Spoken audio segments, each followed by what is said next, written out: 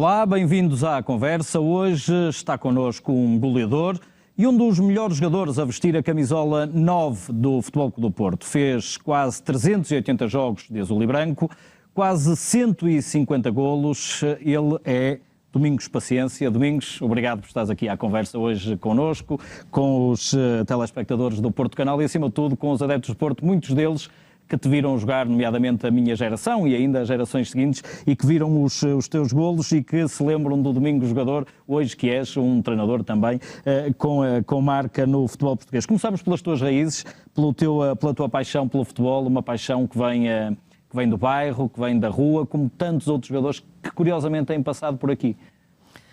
Sim, Rui, é verdade. A minha infância cresci num bairro, nasci num bairro e cresci num bairro. Sou dos poucos que posso dizer que nasci mesmo em Lessa da Palmeira, porque em Lessa da Palmeira não há hospital, portanto nasci em casa, era na altura que as mães ainda tinham os filhos em casa, portanto eu nasci em casa e nasci num bairro onde cresci, era um bairro ali perto da Petrogal, um bairro que era a paróquia que fornecia aos pobres para viver, e que era conhecido pelo bairro dos pobres. Era o bairro do Rodão, mas toda a gente o conhecia pelo bairro dos pobres, quando eu nasci. Tu, quando eras miúdo, já lá vamos aos teus pontapés na bola, mas agora que falaste já do teu bairro, do teu local de nascimento, tu, quando eras miúdo, gostavas de dizer o nome do bairro mesmo, para que não dissessem que moravas no bairro dos pobres? Aquela coisa de miúdo, sim, normal, na escola principalmente isso acontecia. Quando me perguntavam onde é que eu morava, eu nunca dizia no bairro dos pobres, dizia no bairro do Rodão, porque o bairro dos pobres toda a gente o conhecia, o bairro do Rodão poucos conheciam, e portanto era uma forma também de não dizer que era pobre, porque havia sempre aquele não é que me preocupasse, mas olhavam para mim de outra forma. E é uma coisa normal, então, nos miúdos, ainda mais que são cruéis à sua maneira, não é? Sentias isso? Sentia. A mesma forma de vestir, eu via que era diferente dos outros, portanto, por muito que a minha mãe me quisesse dar o melhor, eu sentia que não vestia igual aos outros, mas de qualquer forma não deixei a minha personalidade desde criança de querer estudar e de querer fazer o melhor, e acho que isso foi coisa que ultrapassei. Domingos, a bola, como é que ela aparece? Aparece de plástico, não é? Sim. Não era de couro. Sim, eu lembro-me ainda, portanto, aquilo na rua Oscar da Silva até tinha ali uma senhora que vendia umas coisas para a costura e vendia também umas bolas de plástico, e eram 5 escudos na altura. Lembro-me que eram as bolas que eu tinha hipótese de comprar, e comprava várias porque aquilo furava ao fim de se calhar de um jogo ou dois a bola furava.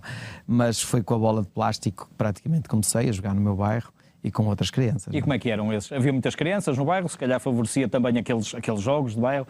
E tinhas irmãos? Sim. Vocês eram 7? Éramos 7 irmãos.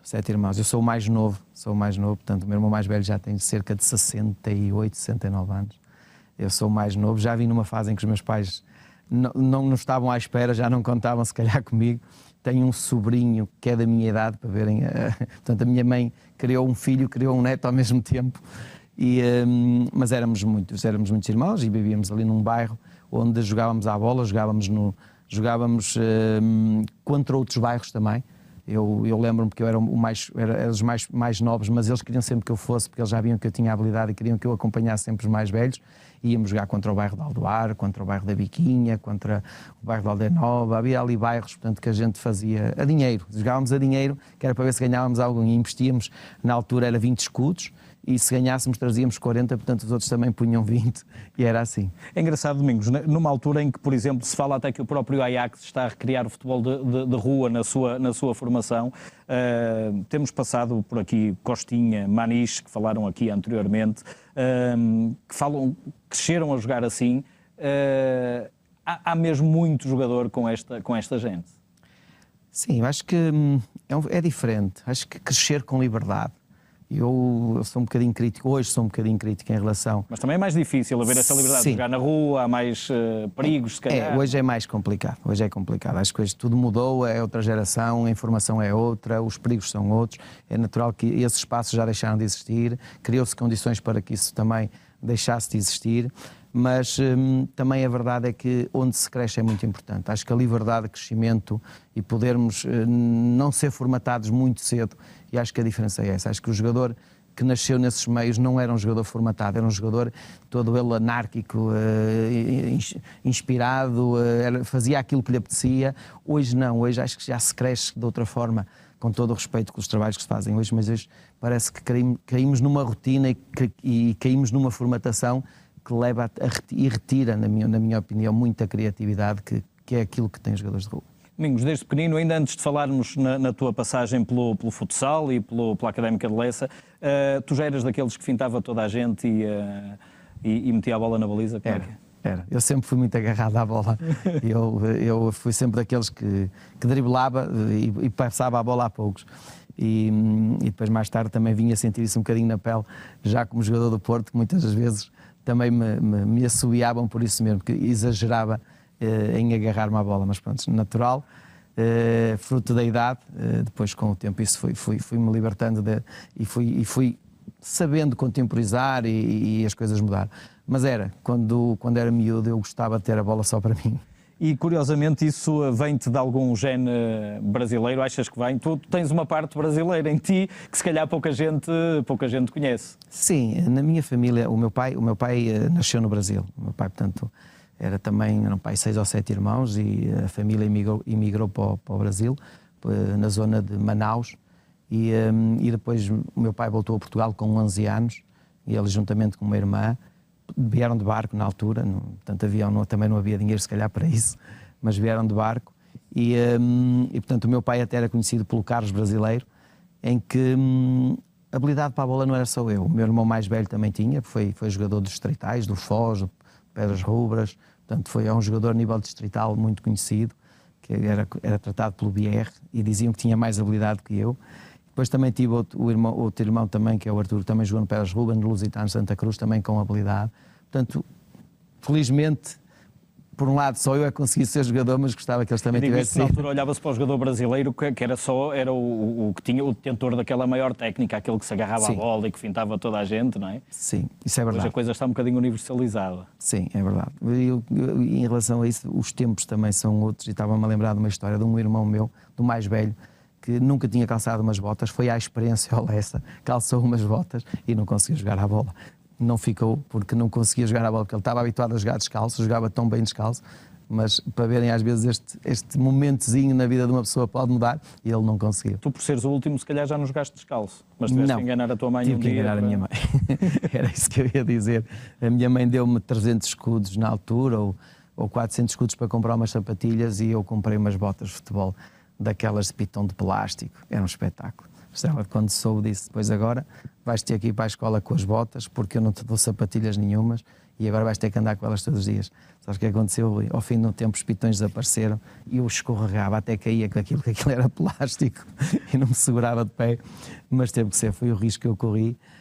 Tomei essa decisão, enganei a minha mãe, mas foi por bom motivo. Isto porque nesta altura também o dinheiro era muito caro.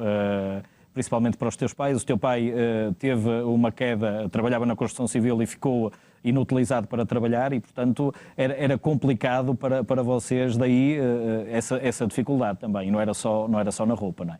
Sim, isso é uma situação que a mim me deixa, de certa forma, triste, porque eu, quando comecei realmente a ter a noção de vida, a noção da realidade em que vivia, os meus pais já tinham 45, 47 anos, à volta disso. Portanto, os meus pais eram 2 reformados, porque a minha mãe era conserveira, trabalhava naquelas fábricas de conservas ali junto à Ramires, portanto, tinha ali fábricas de conserva, e também teve que deixar porque via mal. E o meu pai caiu abaixo era pintor, caiu abaixo de uma prancha, partiu uma perna, e na altura partir uma perna para voltar a recuperar não era assim tão fácil. E, portanto, acabei por ter uns pais muito cedo reformados e ficaram... Pronto, quando eu cresci, já os meus pais já estavam com uma certa idade e fruto também do trabalho e daquilo que viveram. Portanto, também não tive muito tempo para poder ajudar os meus pais para dar uma qualidade de vida que gostaria, mas pronto, era o mais novo e foi assim que aconteceu. Tu, agora, antes de passarmos ao futebol, os teus filhos souberam todas essas tuas dificuldades?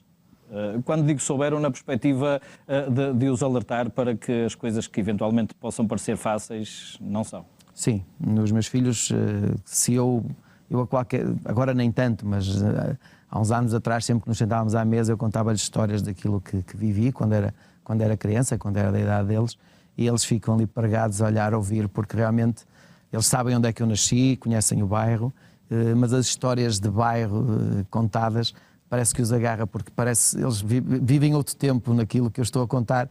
E eles agora brincam comigo, pronto, lá vens tu dizer, lá vens tu contar essas histórias, já estamos, já sabemos, mas é verdade, é outros tempos. No meio destas dificuldades todas, aparece o futebol na Académica de Leça, neste caso o futsal, não é? O campo devia ser igual àquele em que tu jogavas na rua, não era um campo de futebol de 11 ainda. Como é que surgiu o futsal na tua vida, neste caso? Há de ter surgido, se calhar, com uma fuga às tentações que também haveria nos bairros, não é? O desporto. Sim. A mim, e por isso é que eu digo, acho que nós definimos um caminho, definimos um sonho, acho que foi isso que aconteceu comigo. Eu tinha também pessoas no bairro que se encontravam lá nas bolsas e fumavam umas coisas esquisitas, por acaso nunca me deu para isso, porque acho que sempre queria ser jogador de futebol, era o meu sonho ser jogador de futebol. E acho que eu vi ali alguma oportunidade de poder jogar futebol, foi quando apareceu a Académica de Leça. Mas havia vários clubes ali, eu lembro na altura que comecei na Confeitaria Leça, mas havia os Leões da Agra, havia o Amoresense, havia o Aldeia Nova, portanto pequenos clubes que tinham futsal. E eu acabei por ir para a Académica de Leça porque era a mais próxima da minha casa, a sede deles era mesmo ali junto à minha casa.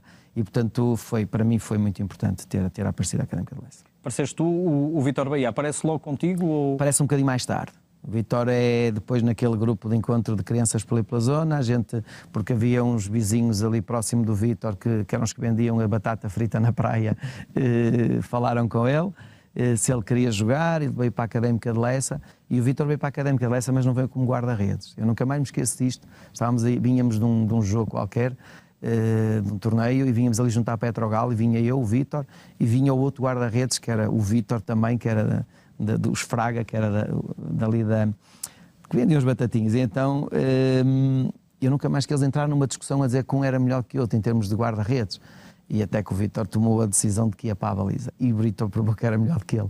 E foi aí que houve essa troca. Acho que foi uma discussão ali que naquele dia que fez com que o Vítor virasse guarda-redes. E é curioso, eu falei-te disto porque vocês depois juntam ali uma equipa de futsal de miúdos que durante uns anos ganha tudo, não é? Na zona. Como é que era jogar futsal ali? Sim, nós tivemos ali uma boa equipa e tivemos outros jogadores que também vieram treinar ao Porto, e um que inclusive até chegou a ficar também na altura que viemos à experiência. Mas éramos uma equipa bem formada e bons jogadores. E nós limpávamos os torneios ali, quer o de Guinfões, quer o de Freixeiro. Eram torneios que organizavam ali o futebol de salão na altura, porque até a bola não se podia levantar mais do que o joelho. Mas ou eu era o melhor marcador, ou o melhor jogador, o Vítor o melhor guarda-redes. Acho que a partir daí as coisas foi uma forma também de nos incentivar. Sentíamos que éramos bons naquilo que fazíamos e nós começámos a apostar naquilo. Domingos, eu imagino, estás a falar de torneios em locais em que a coisa é durinha, não havia ali uma bola dada. Como é que tu, que chegaste a sénior com um aspecto franzino, como é que tu, em pequeno imagino que ainda mais frágil parecias, como é que tu aguentavas aquilo? Era a fugir ao contacto? Era. Foi sempre a minha vantagem. Eu nunca fui daqueles de ficar ali, dar uma marcação e esperar que eles me acertem. Não. Eu fugi sempre. O meu drible era a fugir deles.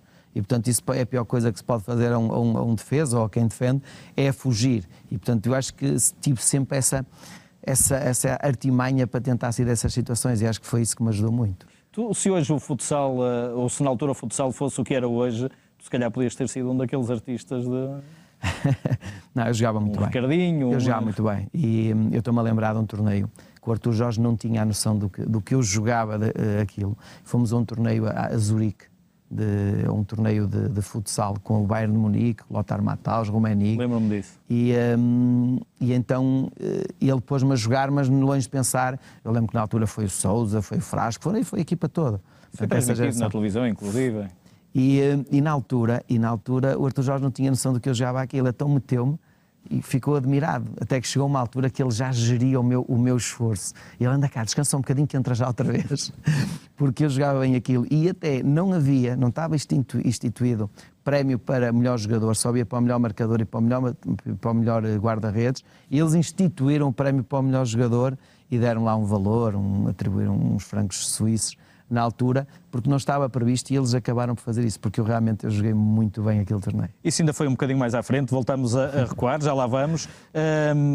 Simultaneamente ao futsal, tu estudavas, mas também deste uns tiros nas aulas. Sim, eu sinceramente eu não gostava de estudar, não gostava. E eu sentia que isso também não era, além de gostar de jogar futebol, não gostava de estudar. E também sentia que a minha mãe fazia muito esforço para me comprar os livros, para eu estudar. E aquilo para mim, em vez de ser ao contrário, em vez de me aplicar e reconhecer o esforço que os meus pais estão a fazer, não sei, acho que apostou-me assim, não, eu se realmente quero ser alguém na vida, eu tenho que ser jogador de futebol. Porque é a única forma, além de querer ser famoso, era uma aposta minha, era um sonho meu. E por isso é que a escola, para mim, fui até o 7º ano. Tive sempre uma boa relação com os professores. Eu vinha de Belém, eles chegavam-me a trazer aqui para os treinos, a deixar-me aqui no Estádio das Antas. Os professores adoravam-me, mas eu era daqueles alunos que não... Não dava mais. Não dava porque não querias, não é? Porque falava isso no outro dia também com o Costinha, o próprio Maniche, que estamos... Quando olhamos, quer dizer... podíamos ver uma carreira académica em cada um de vocês, mas acabou o futebol por falar mais alto. E falou mais alto em determinada altura o Futebol Clube do Porto. Como é que surgiu a tua hipótese Futebol Clube do Porto? Foi por volta dos 13 anos, não é?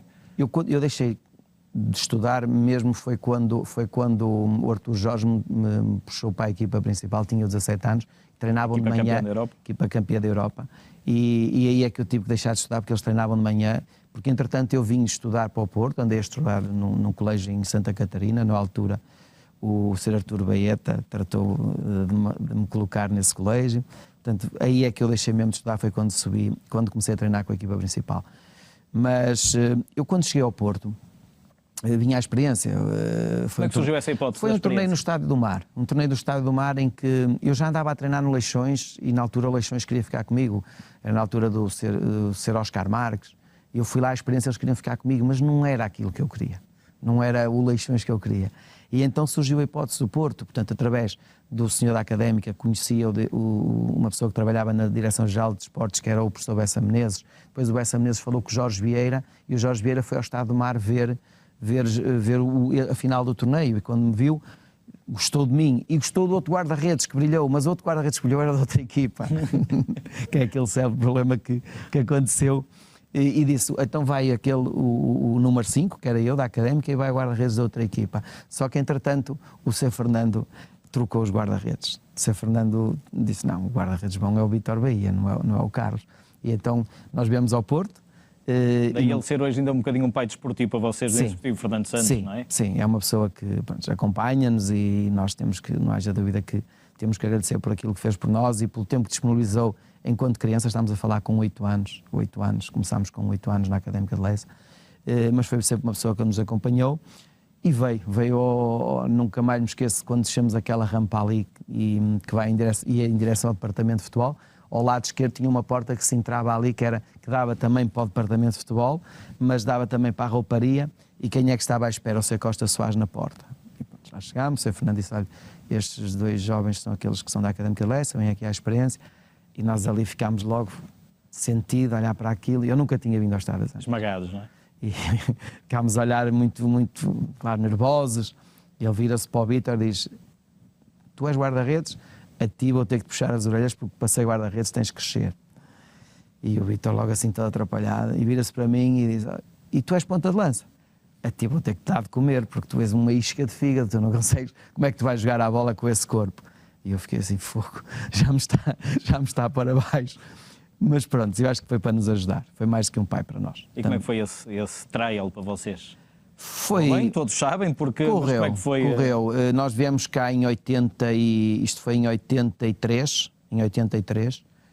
fizemos a fase de experiência e depois ligaram-nos para virmos e começámos a época de 83, 84. Viemos no final da época de 83 e começámos depois a época como iniciados.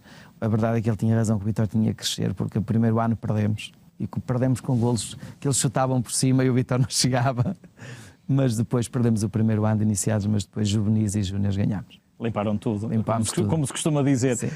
A verdade é que tu depois também, quando vens para o Porto, tu vens para o Porto no ano em que o Porto chega à primeira final europeia, a nível sénior. E depois, 3 anos depois, estás a integrar, 3, 4 anos, o plantel que é campeão da Europa, a treinar com eles. Mas já lá vamos. Tu ficaste na Casa do Dragão? Não era a Casa do Dragão, era um lar ali por baixo, onde tinha o departamento médico em cima e tinha um lar o departamento médico em baixo e o lar em cima, que era por baixo das bancadas. E como é que foi tiveste de sair de casa? Sim. Estavas muito perto, não é? Mas sim, eram as condições. O Sr. Costa Soares foi lá, viu as condições em que eu vivia e achou por bem que eu devia mudar para o centro de estágio para ter uma boa dormida, boa alimentação e acho que chegou-se à conclusão que seria melhor mudar. E, portanto, foi isso que aconteceu e passei a viver lá no centro de estágio com outros jogadores também. Há um momento depois em que os teus pais, de alguma forma, te fazem o apelo para o trabalho, porque fazia falta em casa, não é? Sim, eu acho que isso foi mais na primeira época de júnior. O meu pai chamou-me e disse, olha, não é, isto no futebol isto não dá dinheiro nenhum, isto é preciso entrar com dinheiro cá em casa. E eu fiquei atrapalhado, não sabia o que é que ia dizer ao meu pai e disse-lhe a ele, olha, pai, dê-me mais um ano, pode ser que isto funcione, as coisas não estão a correr bem, eu jogava, não jogava, mas dê-me pelo menos mais um ano. Disse, pois, mas é preciso porque isto tem que se entrar com dinheiro cá em casa. Era uma pressão enorme e acho que no primeiro ano foi muito complicado, Júnior, foi muito complicado. Quem era a tua concorrência? Na altura, tinha o Tozé, tinha outro jogador também que era o Berto, que era da zona dali, era um luso-francês, tinha ali 2 ou 3 jogadores e o treinador era o Rodolfo Reis. E eu passei um mau bocado. E felizmente as coisas, e é por isso é que eu digo, às vezes no fim de semana, num sábado e no domingo, muda muita coisa. E foi isso que aconteceu comigo. Como é que foi?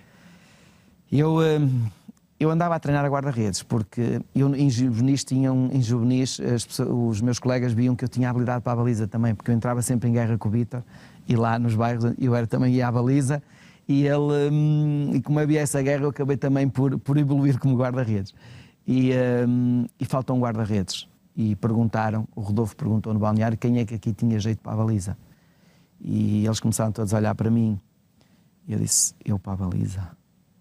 Eu disse, eu não treinei não, estão aqui para aí 25 jogadores, eu não treinei não, vou para a baliza. Fui para a baliza, fiz para aí 2 ou 3 treinos na baliza, mas também depois desse período eu cheguei a ver o Sr. Fernando Santos e disse, eu quero me ir embora do Porto, porque eu já, depois disto, não estou lá a fazer nada, desesperado. Só que, entretanto, houve um jogo em Famalicão, e que foi a segunda equipa, e também foram para aí 24, 25 jogadores. E nós estávamos a perder já para aí 3-0 com o Famalicão. E o Rodolfo mete-me já na parte final, para aí a 10 minutos do fim, e já o 23º jogador já a entrar. E eu peguei na bola, fiz lá umas coisas, uns dribles e tal, e o Rodolfo chega no final do jogo, muito chateado, virou-se, isto não pode ser, isto não é o Porto e tal. Amanhã há jogo no entroncamento, não quero ver este comportamento, e por isso mesmo é que daqui só vão 4 ou 5 jogadores, tu e o Domingos. Eu, para o entroncamento com a equipa principal de júniores. A verdade é que no outro dia, no entroncamento, chegámos lá, ele deu a equipa, ao jogar às 3 da tarde, deu a equipa às 11 horas, e quando ele dá a equipa principal, mete-me a jogar a titular, assim, eu a titular. A verdade é que aquilo correu bem. E eu fiz 2 grandes golos fora da área, e acho que aí começou a olhar para mim com outros olhos, e a partir daí foi quando eu comecei a jogar, e a jogar bem, até ao ponto do Otávio e o professor João Mota me convocarem para os jogos de reservas. E comecei a jogar com o Paulo Ricardo, com o Vermelhinho, com o Laureta, com o falecido Zé Beto, vou lembrar assim de alguns... Festas, eventualmente? Festas. No banco, Sim, era bem, e os jogos de reservas eram bem... O secretário falava disso no outro dia, e que era um acontecimento incrível quando alguém era chamado aos jogos de reservas. Um Porto Boa Vista, aqui o campo número 1 enchia. Era mesmo um jogo como se fosse o campeonato. E foi aí, num jogo com o Aves, nunca mais me esqueço, um terreno e lameado mesmo, o campo de treino estava impossível de jogar à bola, e eu nunca mais me esqueço, treino de manhã, o Otávio disse, agora vão almoçar, agora não se esqueçam de comer tripas, porque o terreno da maneira como está, é preciso comer tripas, precisamos estar bem pesados. E eu fiquei assim, tripas? Comer tripas com um jogo à tarde, fiquei naquela. Isto não deve ser verdade. Mas pronto, era aquela altura que eu ainda não compreendia bem.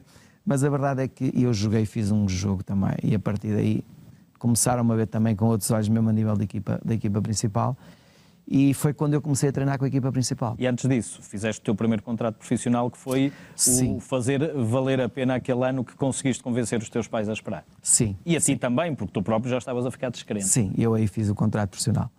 E fiz e nunca mais me esqueço que o meu contrato profissional, não só o primeiro, todos eles, eu nunca se sentou nenhum empresário à mesa comigo, só me sentei eu, o presidente, o Reinaldo Teles e o Alba Braga Júnior. E uma vez foi no Lagosteiro, era onde eu comia todos, porque era uma alimentação paga pelo clube, para ver se eu ficava forte. Mas foi sempre com eles que eu negociei os meus contratos, e o meu contrato profissional na altura já ajudou-me muito. Tive duas preocupações que eu tive. Primeiro, estávamos a falar com uma idade de 18 anos na altura já, porque entretanto eu tinha contrato de júnior, depois foi quando fez o primeiro contrato profissional, e tive duas preocupações. Uma foi ter uma casa, pedi-lhes uma casa, porque eu queria constituir família, e queria se me ajudavam a não comprar um carrito. E foi a única coisa que eu pedi, para não andar à boleia, porque Fiat Uno? Foi um Fiat Uno 45S, porque andava à boleia, era o João Pinto que me dava a boleia, passava ali no hotel, trazia-me para cima para os treinos, andava de autocarro e precisava de um Fiat Uno. E pronto, e lá consegui sensibilizá-los e pagava 50 contos por mês, tirava-me 50 contos do ordenado para pagar o carro que comprei na Ripal ali em Matosinhos, através Ripal de Mundauto, do Mário Mano, que também era portista. E portanto consegui ajeitar aí de maneira a resolver as coisas. Mas também devia ser um espetáculo para ti teres boleia de alguém que, passado uns tempos, com quem tu treinavas e que levantou a Taça dos Campeões, não é? Sim, o João ajudou-me muito. O João foi uma pessoa também que me ajudou muito. Além de me dar boleia, conversávamos muito, e depois também foi o meu colega de quarto quase durante todo o período que estive no Porto, porque o Sousa entretanto saiu, ele era colega de quarto do Sousa, e passei eu a ser colega de quarto do João. E agora, depois mais tarde é que entendi porque é que eu apanhava a boleia, porque ele levanta-se muito cedo. Já na altura levantava-se muito cedo, eu aproveitava, passava ali e levava-me. Domingos, estávamos a falar precisamente de tu treinares com essa equipa. Tu, com 17 anos, és chamado pelo Artur Jorge a treinar com os campeões da Europa. E não eram campeões da Europa na altura. Não, iam ser campeões da Europa. Ser campeões da Europa. Estavam a fazer o trajeto naquele ano. Estamos a falar 86, 87. Sim, porque houve muitas lesões. Eu lembro-me na altura que se lesionou o Lima Pereira, o Gomes, o pai 7 lesões. O Laureta, o Jaime Pacheco. Houve várias lesões que aconteceram. Casa Grande. Foram 7 lesionados, e o Artur Jorge tinha necessidade, para treinar, tinha necessidade de ter jogadores, e chamou-me a mim, ao João Paulo e ao Cabral. E nós os três andávamos a treinar com os séniores e jogávamos com os júniores. Portanto, isso para nós era um estatuto.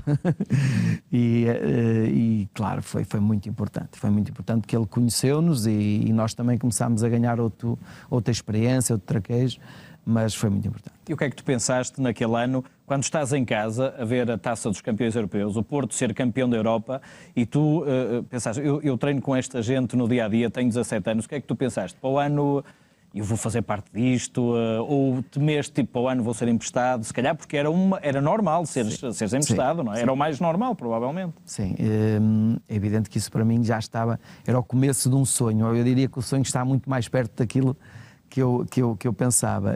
Poder jogar com os meus ídolos, eu adorava o Frasco, jogar à bola, não só por ser nós ali, parece que não, mas antes é perto, hoje a Lessa da Palmeira é perto, mas antes a distância parecia muito maior, para chegar ao Porto, vir ao Porto, e para mim era muito complicado, para vir de autocarro do Porto. E portanto nós tínhamos aquela coisa da nossa terra, os jogadores da nossa terra, e o Frasco é de Lessa da Palmeira, portanto aquilo ajudou muito. Também gostava muito do Nené, por ele também ser de Lessa da Palmeira, portanto era uma terra de jogadores, e eu tinha o Frasco como referência. Depois encontrar o Frasco já aos meus 17 anos, o meu ídolo, isso para mim foi espetacular. Agora é evidente que tinha que saltar outro patamar. Eu tinha consciência que para saltar outro patamar teria que fazer muito. Estava aqui a ver, Domingos, tu nessa altura foste campeão, como já há pouco disseste, limpaste tudo, juvenis e júniores foste campeão, jogavas mais como ala ou já como avançado centro também? Eu jogava, eu era um bocadinho com a necessidade da equipa. Eu às vezes entrava para a esquerda, ou entrava para a direita, ou entrava para o meio, porque eu adaptava bem, como eu cruzava também com o pé esquerdo com o pé direito, portanto cruzava bem, eu tinha e driblava bem, tinha essa possibilidade de poder entrar para qualquer das alas.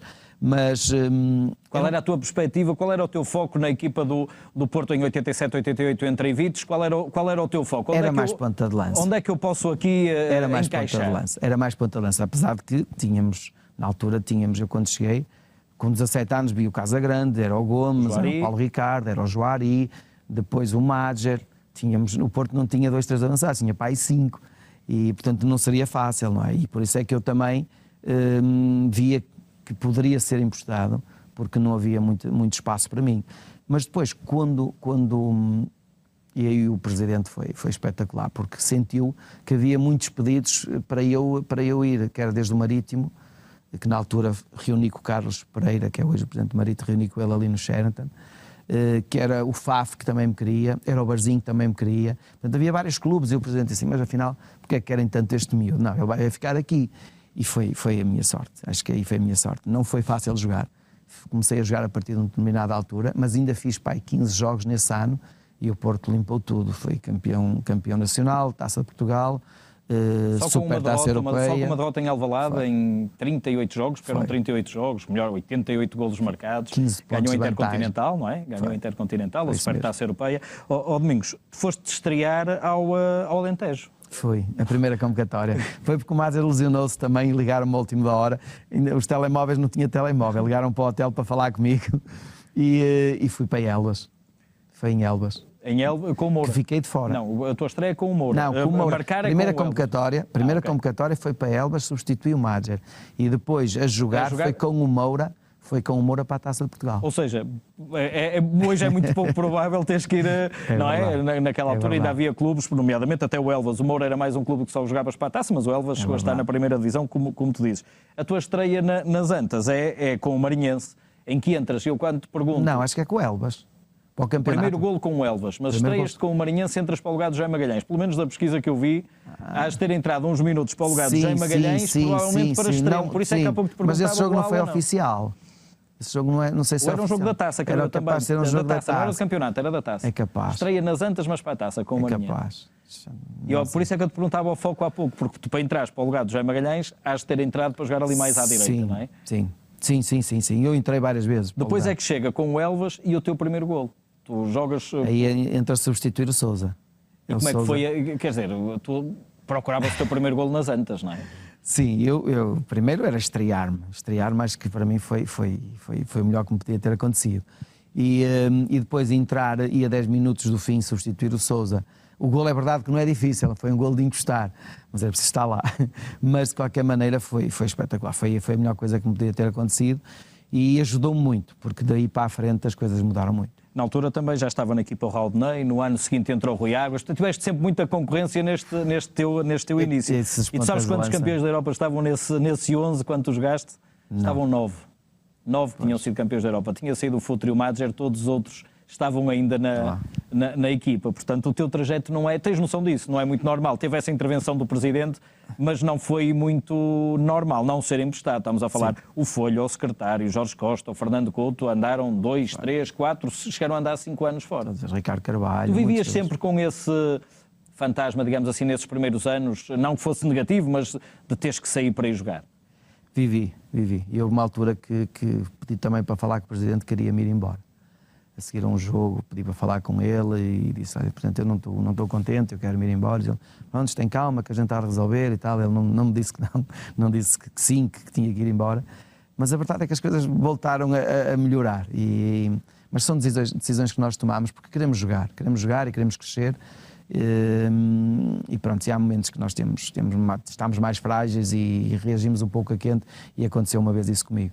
Mas por um lado também de certa forma me ajudou muito a ter ficado, porque eu tive a oportunidade de crescer no meio de uma geração de jogadores que me ajudaram muito no futuro, porque eu era dos mais novos e toda essa geração, estamos a falar de geração com 32, 34 anos, e vivi ali coisas que me ajudaram mesmo em termos futuros. O João ainda conseguiu prolongar, o João foi aquele que, e o André também ainda conseguiram prolongar a carreira. Chegaram ao Robson. O Magalhães ainda chegou ali, acho que ao primeiro ano do Robson, talvez. Sim. Também. E depois, pronto, mas depois também houve ali uma altura que houve ali, sempre com bom ambiente e nunca nos chateámos, em que eu começo a pegar na braçadeira e o João a largá-la e portanto houve ali uma parte em que eu e o Nunca João... foste o moço das chamuças? Não, isso éramos todos. Quando, Eu acho que todos. quando entravam eram todos. Eram todos. Eu acho que isso acontecia. Mas estava eu a dizer que o João, portanto, é numa altura em que deixa de jogar, que o secretário começa a jogar e o João começa a sentir também que está a perder terreno e começa eu a ser o capitão. E, portanto, e eu ser capitão e o João já diz, não, vai lá tu, fala tu, agora falas tu. E eu disse, não pode ser isto. Mas pronto, ajudou muito porque eu, como já vinha de trás, ajudou-me também com essa confiança e com essa passagem também de testemunho, ajudou-me aquele período que eu vivi com eles. Tu passaste a esse período de transição, quando falo nas chamuças, era aquela história que o Jorge contou, não é? Que os mais velhos do balneário mandavam os miúdos, não é? Comprar as chamuças cá acima, ou à zona do Velasco. Era a primazia. E, portanto, tocou a todos isso. Tocou. Aquilo não era todos os dias, aquilo era sempre na véspera do jogo. Era no dia dos banhos e massagens. Era nos dias de banhos e massagens, portanto, é quando faziam isso, acho que... Para as pessoas terem noção também que isto não era o pequeno almoço. Mas era um ritualzinho que acabava e ia tudo assim de fugida, os treinadores não podiam saber. E uma vez o Otávio furou e apareceu de repente, sobrou para o Paredes, na altura, que estava cá o Paredes. Mas era uma forma também do nosso convívio depois dos treinos, porque hoje entra-se no balneário e vê-se os jogadores todos ao telemóvel. Nós víamos, agarrávamos com as chamuças nas mãos, é diferente. Domingos, nesse ano, qual foi a importância de Ivites? Naturalmente, seguramente que é importante, foi ele que te lançou, nesse ano, 87-88. Tu até jogaste no jogo da consagração, estádio cheio, 3-0 ao Benfica, jogas os últimos minutos. E qual foi a importância de seres campeão logo no primeiro ano? Portanto, juvenis, júniores e logo no primeiro ano, sénior também. O Ivites foi muito importante. Primeiro porque marcou uma forma de trabalhar diferente. Eu acho que os jogadores adoraram trabalhar com o Ivites, porque o primeiro ano que ele chegou, os treinos tinha conteúdo, era motivador. Eu nunca mais me esqueço que ele treinava às vezes ao fim da tarde, ali no campo número 1, já de noite, e aquilo era ali umas peladinhas mesmo, muito agressivas mesmo. E os jogadores gostavam. Acho que o primeiro ano foi espetacular. E depois também, assim, acho que não é fácil depois de ser campeão europeu conseguir ter uma equipa toda ela motivada para voltar a ganhar. Porque se quando é campeão europeu atingiu-se o patamar mais alto e os jogadores estavam motivados. E acho que foi isso que nos ajudou muito. Foi essa geração que foi uma geração que apanhou... Foi o ponto dessa geração. Acho que é o ponto máximo do jogador de futebol. Acho que conseguiu juntar vários jogadores no seu ponto alto da sua carreira e fez com que o Porto, nesses 2 anos, 87 e 88, ganhasse isso tudo.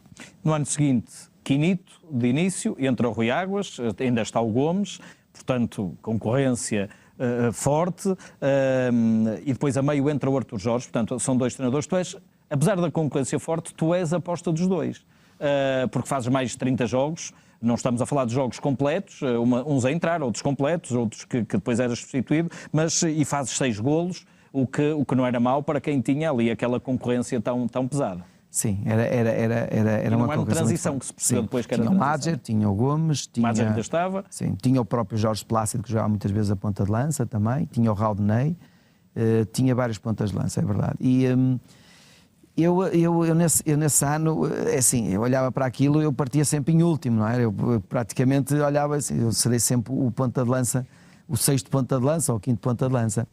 Mas, por exemplo, o Quinito ajudou muito também. O Quinito foi uma pessoa extremamente simpática, uma forma de estar no futebol, como toda a gente conhece, e ele tratava-me pelo meu menino isto, meu menino aquilo. E à beira dos outros era o meu menino hoje não vai jogar porque se portou mal, não treinou bem, o meu menino... E eu ficava assim, porra. mas pronto, era uma abordagem diferente de um treinador. Mas acabei por jogar e depois eu acho que a vinda do Artur Jorge... Que já te conhecia, que já me conhecia, mas acho que é aí que há... Eu, no meu entender, e respeitando o passado do Porto e todos os jogadores que passaram pelo Porto, mas acho que é aí que o Porto marca a diferença no futebol português. Com respeito pelos campeões europeus que já foram à final da Taça das Taças, que essa geração para mim também é a melhor geração do Porto. Mas acho que é quando apareço eu, Vítor Bahia, o Jorge Costa, o Rui Jorge, o Folha. Portanto, nós nesse ano há uma renovação, há uma aposta na formação bem evidente, e é quando nós começamos a ganhar, porque tirando esse título, que é verdade que do Ivites, que ainda é com essa geração, mas depois eu em 10 anos ganhei mais 6. portanto, e perdi 2 nos últimos jogos, um com o Benfica, aqui. Eu acho que é aí que o Porto começa também a marcar a diferença, com essa aposta na formação e com o aparecimento desses jogadores. E eu tive a sorte de já vir de uma geração de trás e pronto, eu, o João Pinto, o André e outros jogadores mais velhos ajudaram muito a integração desses jogadores e acho que nós conseguimos fazer um grupo muito forte nessa altura. Domingos, de qualquer forma, se olharmos para o ano seguinte, 89-90, tinhas 20 anos, voltas a ser campeão, a tua utilização decresce até um bocadinho em relação a este ano. Há um ano, sim. Não é? Mas a verdade é que o Artur Jorge, se calhar, também neste ano de transição, precisava, para dar entrada precisamente a estes jovens, de ganhar.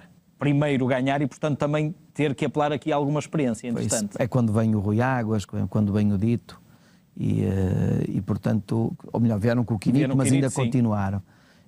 Mas foi, sim, houve ali um equilíbrio, mas éramos uma equipa, eu acho que é nesse ano também depois que vem o Branco e vem o Stefan de Mol, em que também tiveram muita influência. Eu lembro-me no Artur Jorge pedia muitas vezes, tu, da maneira como jogas, vai para cima deles, eles vão-te fazer falta, nós vamos arranjar livros à entrada da área, e o Branco, e o Geraldão, e o de Mol com penaltis, resolvem isto, e a verdade é que nós resolvemos campeonatos assim. O Artur Jorge era também uma personalidade diferente. Estamos aqui a falar de personalidades completamente diferentes. O Quinito, o Artur Jorge, o Ivite, estamos a falar de alguém que, estamos a falar dos teus treinadores iniciais, completamente diferentes uns dos outros. Sim, completamente. Eu tive a oportunidade de trabalhar com o Artur Jorge ainda como júnior, depois como sénior, já era diferente. E depois tive outra vez a oportunidade de trabalhar com o Artur Jorge em Tenerife, já era diferente. Eu acho que, e hoje também eu reconheço que isso possa acontecer com um treinador. Acho que um treinador ao longo dos anos vai se moldando e vai mudando também a sua liderança. Mas foram treinadores que, com formas diferentes de trabalhar, e conseguiram ganhar. O Ibites era uma alegria, ele desfrutava do futebol, ele vivia o futebol 24 horas, esse é que sim, vivia o futebol 24 horas, ele não podia ir no autocarro e olhar para trás, e se alguém ia ali próximo, ele chamava ou mandava sentar, e já estava ali com sarrabichos, tens que fazer assim, quando acabava olhava-se para o caderno, aquilo era só riscos, mas ele não perdia uma oportunidade, ele gostava de explicar aos jogadores, ele tinha prazer naquilo que fazia. E depois amigo dos jogadores, um coração muito grande, um homem com um coração muito grande, que infelizmente já nos deixou, mas foi uma pessoa que me deu muito prazer trabalhar naquela altura, e principalmente com 19 anos. E depois apanhaste uma segunda fase diferente, vamos falar sobre isso também daqui a pouco, mas ainda voltando a este ano, 89-90, curiosamente decresce um bocadinho a tua utilização, como tinhas dito, mas surge o teu amigo Vítor Baía, que tinha feito aqui o trajeto, também um trajeto semelhante ao teu nos Júniores. O Bizarro era titular mais vezes do que o Vítor. Depois, aqui é uma aposta do Artur Jorge em manter o Vítor, não indo ao Mundial Sub-20, porque não havia o Molinarzi, que se tinha lesionado. Sim. E acabas por ver também crescer ao teu lado, depois como titular, alguém que tinha feito o mesmo percurso que tu. Sim, o Vítor também teve o mesmo percurso, mas também não foi fácil. O Vítor, por uma infelicidade, a carreira dele também acaba por ter outro caminho, porque o Vítor, na altura, eu lembro-me que ele estaria na possibilidade de ser emprestado ao Famalicão,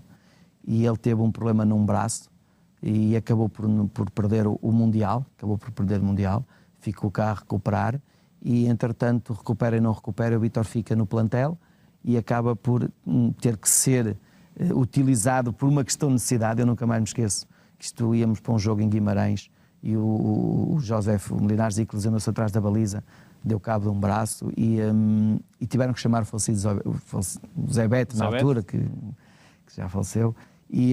Mas o Zé Beto também não atendeu o telefone, porque o Zé Beto não tinha sido convocado, e tiveram que lançar o Vítor. E o Quinito teve que lançar o Vítor, e acho que foi aí que o Vítor também, a carreira dele passa a ser outra. Acho que esse jogo marcou. Portanto, é aquilo que tu falavas há pouco. Há um fim de semana, há um dia, há um telefone que se atende ou não se atende. Isso, Domingos, acontece, lá está.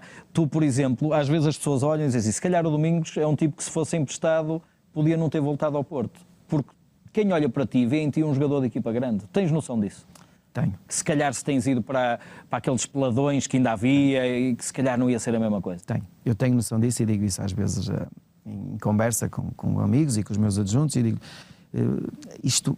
se tu fores bom jogador, se a bola contigo ela rolar com qualidade e com uma boa relação, quando for para outros pés tem que também ter boa relação para ela voltar com boa relação, porque se não for assim, ela vai cair noutros pés e ali perdeu-se e já não volta. Portanto, eu acho que a qualidade que existe ao lado é que faz com que nós também sejamos melhores jogadores. E eu tive a oportunidade de jogar com bons jogadores, com grandes jogadores. É a mesma coisa que ir à seleção. É muito fácil jogar na seleção. Se tu és bom jogador, tens qualidade, tu vais jogar com outros jogadores com grande qualidade. E a bola vai andar sempre com qualidade. Agora, quando vai para uma equipa onde não existe essa qualidade, pode-se perder um grande jogador e pode ir para outros caminhos. Eu, felizmente, isso não me aconteceu, porque se tivesse acontecido, é como tu dizes, poderia ter seguido outro caminho. Que às vezes falamos de sorte, e há quem diga que a sorte, e obviamente a sorte dá muito trabalho a conquistar, obviamente, mas há momentos em que a sorte é pura e dura, não é? São decisões. Às vezes há decisões. É o telefone que não se atende, neste caso, não é? É o fim de semana que corre bem no entroncamento, não é? É verdade. Mas andando então para a frente, 90-91, o Porto não é campeão, ganha a taça, mas tu ganhas muito mais o teu lugar na equipa, 44 jogos e 31 golos. Este é um ano para ti de afirmação completa, início dos anos 90. Sim, acho que eu não sei se esse ano aí é quando o Juran vem. Não, o Juran é mais à frente. Porque Este ainda é Artur Jorge, é o Artur Jorge, no ano em que não ganha, depois vai entrar Carlos Alberto Silva, ainda estamos no início dos anos 90. Sim. Pois, mas esse ano é quando eu começo a fazer a dupla com o Costa Adinove, salvo erro também. A tua dupla com o Costa Adinove, vamos falar com ela à frente, é de 90 a 94, exatamente. E aí acho que também as coisas mudaram a partir desse jogo, acho que as coisas passam a ser diferentes, porque é um jogo que vamos fazer contra o Dinamo de Bucareste, e nós lá perdemos 1-0, salvo erro, ou empatámos. 0-0, creio, e cá 4-0. E cá 4-0, foi isso. E o Stefan Feil foi expulso. Então é aí que o Artur Jorge aposta na dupla Domingos e Costa Adinove aqui no Estádio das Antas, e nós ganhámos 4-0 e a partir daí as coisas passaram a ser diferentes. Eu acho que é o jogo da viragem também para mim e para a dupla que se formou. Foi a partir desse jogo, e a partir daí acho que as coisas correram maravilhosamente, aos dois, mesmo o Costa Adinove. Isto em troca, e vamos falar dessa dupla mais à frente, até mais depois nos anos, até os anos Bobby Robson, que são então o 4-4-2 de Bobby Robson com Domingos e Costa Adinove, mas dizia-te eu, isto enquadra-se também um bocadinho naquilo que acabaste de dizer, ou seja, se quem está ao lado tem a mesma qualidade e vocês bailavam um com o outro, não é? Eu acho que sim, eu acho que nós complementávamos, porque ele era mais rápido que eu. Eu sabia que ele era jogador para receber ainda mais na frente. A velocidade que ele tinha obrigava uma defesa a ter que jogar mais baixa. E ao jogar mais baixa libertava os espaços interiores para mim. Portanto, aquilo acabava por haver ali uma sincronização perfeita. E depois também, nós nunca nos dávamos à marcação. Como não gostávamos, que é aquilo que eu dizia há pouco, não gostava de sentir o bafo do central de atrás, nós acabávamos por andar em mobilidade. E aquelas trocas constantes criavam muitos desequilíbrios. E as defesas, se não estivessem bem preparadas em termos de ocupação de espaço, teriam muitos problemas connosco. E acho que foi isso que fez de nós, com que fizéssemos a diferença em termos de golos, em termos de movimentos, foi espetacular. Uma das perguntas que te vou fazer na segunda parte, depois pensa nisso no intervalo, é quantos golos em conjunto a dupla fez nos 4 anos que jogou junta, mas já lá vamos em parceria. Ainda antes de fecharmos esta primeira parte e antes de irmos, guardamos para a segunda parte os 2 anos de Carlos Alberto Silva para a frente, mas falaste de fugir, continuavas a fugir às marcações, a não gostar do bafo. Estamos a falar de um futebol na altura em que permitia mais o contacto, em que os jogadores eram mais caçados, era preciso ter uma habilidade, quer dizer, foi a necessidade de miúdo que te aguçou este engenho de ter que fugir naqueles campos de futsal àquelas marcações, não é? Foi, acho que foi isso. A forma como eu jogava tinha que ser uma forma que não permitisse que houvesse contacto. Quando eles lá chegassem eu já tinha que ter saído e acho que era um bocadinho assim, porque senão eu não tinha hipótese em termos de contacto, e mesmo que quisesses ter jogo de ser um ponta de lança mais de referência, ficar com ela, eu não conseguia, porque o físico não permitia. Eu com 20 anos eu pesava 52 quilos, portanto andava ali por volta de 52, 54 quilos. Vento, era aconselhável não jogar. Eu tinha essas dificuldades na formação tinha essas dificuldades, mas portanto a forma era tentar fazer com que recebesse sempre em espaços livres e pudesse ir para cima e pudesse ultrapassá-los com facilidade. evitar o contacto ao máximo, porque eles quando tivessem que, por isso é que o Artur Jorge dizia bem, eu quando tivesse que ir para cima eles tinham que me derrubar com falta, e portanto eu tinha que arranjar uma forma de os tentar fazer com que os defesas nunca me marcassem. E neste ano, dos 31 golos, tu fazes um na final da Taça contra o Beira-Mar, o Porto ganha 3-1, tu fazes um dos golos, já no prolongamento, porque o Porto ganha no prolongamento ao Beira-Mar, não foi uma final fácil, aquele Beira-Mar do Abdel Ghani, que era uma excelente equipa, entre outros, estou-me a lembrar apenas daquele que era a estrela da equipa, e fazes pela primeira vez, pelo menos sénior, 4 golos no jogo, foi ao Vitória de Guimarães, já perto do fim do campeonato. Qual é a sensação de fazer 4 golos? É uma coisa ainda hoje, quer dizer, um póquer é uma coisa que corre, hoje corre o mundo, na altura corria Portugal, porque não havia a dimensão que há hoje. A sensação normal seria uma sensação boa, mas naquele dia não foi. E porquê? Porque naquele dia, quando eu fiz 4 golos ao Guimarães, o Rui Águas no Estádio da Luz também estava a lutar para ser o melhor marcador. E eu estava a fazer golos e ele estava a fazer golos. E depois aconteceu no final desse jogo, em que houve um golo contra esse Beira-Mar num embrulhado de jogadores, num lance de bola parada, em que eu salto e desvio a bola, só que como houve um embrulhado ali de jogadores, toda a gente pensou que tinha sido Semedo, pensou que tinha sido autogolo, e fui eu que toquei na bola. O que é que acontece? Não se conseguiu, as imagens não é como hoje, e não se conseguiu atribuir esse golo. Ou melhor, houve jornais, inclusive a bola, atribuiu-me sempre o golo, e depois na última jornada tirou-me o golo, e a própria televisão deu-me sempre esse golo. Portanto, resumindo, eu não fui o melhor marcador porque o Rui Águas fez mais um, porque em caso de igualdade ganhava eu. Tinha menos minutos de jogo. E portanto, acabou por ser atribuído o troféu a ele. Portanto, esses 4 golos, à partida seria um motivo de festejo, mas naquele dia foi isso que aconteceu. Acaba então por ficar aquele da Taça como o golo mais importante desse ano, porque deu um troféu ao Porto, sendo que era sempre importante, não sendo campeão, ganhar o troféu, não é? Sim. Nós, eu felizmente tive a oportunidade de disputar para aí 7 taças, ganhei 5, mas acho que já com 18 anos fui à primeira no Estádio Nacional estava no banco com o Jaime Magalhães contra o Guimarães, também estive nessa. Longe, 1-0. Sim, mas perdi mais 2, acho que perdi uma com o Boa Vista, aquela equipa de João Pinto, do Ricky, e perdi outra também, não sei se foi com o Sporting, mas estive lá 7 vezes, ganhei 5, pronto, pelo menos... Um troféu é um troféu. Vamos falar de vários que tu conquistaste, já o disseste, 7 campeonatos, taças foram 5, 6 supertaças, creio, mas tenho aqui as contas, são tantos, felizmente... Falta aí um título internacional. Era isso. Vamos falar sobre isso também na segunda parte, aquilo que terá ficado de amargo na boca de alguém que ficou numa geração intermédia, que ganhou tudo em Portugal, mas não conseguiu ganhar fora. E vamos começar a segunda parte pelos 2 títulos consecutivos com o Carlos Alberto Silva e com o explorar mais dessa dupla com o Emílio Costa Adinov, que realmente merece a pena olhar com atenção. Hoje, quando se fala muito de duplas e de entendimento entre duplas, essa provavelmente terá sido uma das melhores, se não a melhor, do futebol português contemporâneo, Domingos Costa Adinov. Ficamos então para falar na segunda parte. Fique por aí, vale a pena ouvir as histórias de Domingos, porque ainda há muitos campeonatos ganhos, muitas taças e supertaças conquistadas para falar na segunda parte desta conversa com o número 9 dos anos 80 e 90 de Porto, Domingos Paciência.